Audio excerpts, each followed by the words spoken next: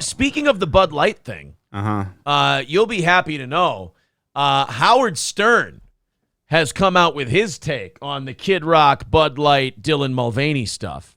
Oh, yeah? And wouldn't you know, old psyop sellout Howie doesn't understand what all the hubbub is about. Weird. Have you ever been... Think really hard. Okay. Have you ever been more disappointed in someone in your entire life? Maybe Hulk Hogan at Bash at the Beach 96. That's about it for me. Well, I'll give you that because I don't know wrestling. When he dropped his leg on the Macho Man and joined the NWO, I mean, that was pretty heartbreaking. I wouldn't know. But at least that was a work. Howard's sitting here. I don't understand why putting the weirdo gay dude on the thing with Bud Light pretending to be a woman would offend people. Right. Yeah, it's really shocking, guys. Howard Stern took the liberal talking point route on this one. That's Howard Stern bashed singers Kid Rock and Travis Tritt in response to their outrage over Dylan Mulvaney's partnership with Bud Light, saying he doesn't understand why either cares so much. Oh, I don't know. It's just kind of an accumulation of punches of watching your country being throat fucked from the inside. And this just seemed to be the straw that broke the camel's back. Yeah. I mean, just watching everything you loved and held dear and all your principles and morals be shat upon diarrhea style by a bunch of progressive Marxist monsters. But other than that, Howard, you're right. No big deal. I mean, watching everything your forefathers worked for be squandered in a generation. Other than that, I mean, it's just kind of weird that Howard Stern doesn't seem to have any kind of problem with the cultural manipulation and undermining that's going on. That's all I'm saying. During his SiriusXM's The Howard Stern Show Monday, Stern expressed shock over the backlash the influencer has received and questioned if there was something he was missing. I mean, yeah. Your fucking balls. Other than that. I thought there must be a piece of the story that I'm missing, Stern said. I'm not bothered by gay people or transsexual people. Well, Howard, at least you and I agree on one of those things. They don't impact my life. They don't hurt my life. Of course not. You're not a woman playing basketball. He's also locked in a fucking mansion. Right. He doesn't leave. Nothing impacts or affects his life. He's got millions of fucking dollars for doing a shit show. You're 70. Fucking sold out. Yeah. He doesn't leave his house. If he does, it's in a fucking private helicopter. This is my problem with boomers in general. Is like their whole life, it's just been, I don't really see it. Can't see it from my house. Not a big deal. Doesn't affect my life. Right. You're right, boomers. None of it affects your life. It just affects the rest of us. Yeah. That's the problem with boomers. They are a fucking tornado fucking tragedy whose parents' hard work handed them this country, and they went, we can just go into a shitload of debt and have like 9 credit cards and not teach our kids anything. How's that sound? School? Fun times. Gay.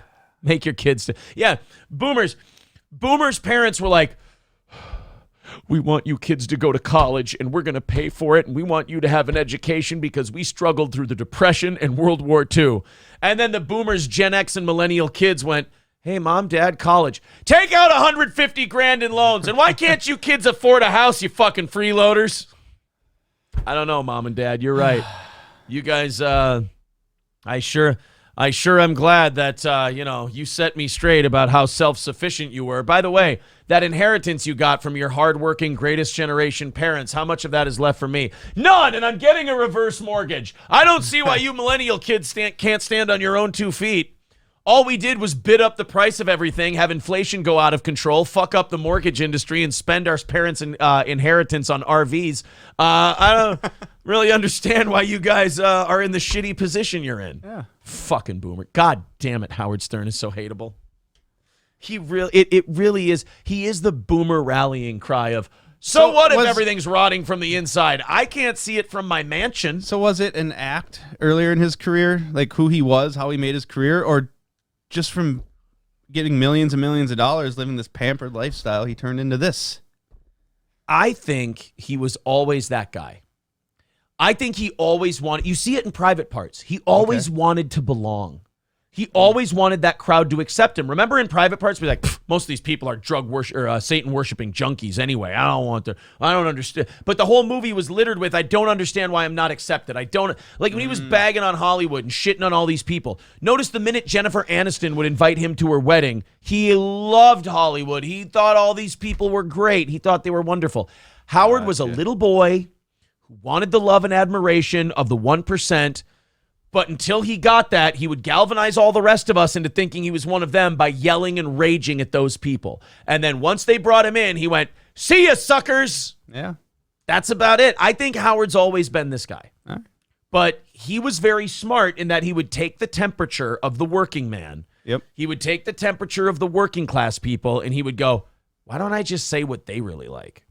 And do all the wacky, weird shit that they like. And then maybe someday I'll get to be myself. And now Howard gets to be himself. And by the way, this myth that he's a great interviewer, he's good, but you're asking celebrities questions. It's like, you're not Ted Koppel. He's been talking into a microphone for a lot of years. He better be good at interviewing people. You'd better be able at communicating, you fucking idiot. I'm not bothered by gay people or transsexual people. They don't impact my life. They don't hurt my life. I love when people are in love. You want to be a woman? Be a woman. You want to be a dude? Be a dude. Be whatever you fucking want. That's not the question or the issue, Howard. It's throwing this shit at kids when they're not developed enough to make a decision or know what they're doing. Before they're even old enough to decide who the president should be or whether or not they can have a beer or a cigarette or choose what school they want to go to, people are putting them to a decision on whether they want to go through puberty or not. And it's like, I'm sorry, but I feel like Mother Nature knows the answer to that question better than the person going through puberty. I don't know if any of you guys went through puberty. The thing that's been going on for millions of years, evolution and just nature. Yeah. I don't know if any of you went through puberty, but unbeknownst to a lot of our audience, I did. Regardless of what this facial hair says. Wait, when are you going to be done with it? But puberty, you're all fucked up and confused. And when it's over, you get a lot of answers. Uh-huh. So maybe telling 9-year-olds that their dinky is weird and they shouldn't like it. Yeah. Or maybe telling kids that we should get you on these pills or put breast binders on you. Maybe that's a little fucked up and predatory, Howard, and some of us do have an issue with that. Again, Boomer Howard, all my kids are grown up. I don't give a shit. You want to be a dude? Look, I agree with Howard. You want to be a woman? Be a woman. Leave me the fuck out of it. Yeah. I don't want to be a part of it. If it's But good, make the decision yourself as an adult, and don't make it for anybody else. Yes, don't make it for your child. He says, as long as you ain't hurting anybody, I'm on your team. I agree. But I agree with that when it comes to children. Right. You are absolutely hurting them. And you know what? Some of them, Howard, are literally hurting people when they throw elbows after a rebound at the girls' basketball game.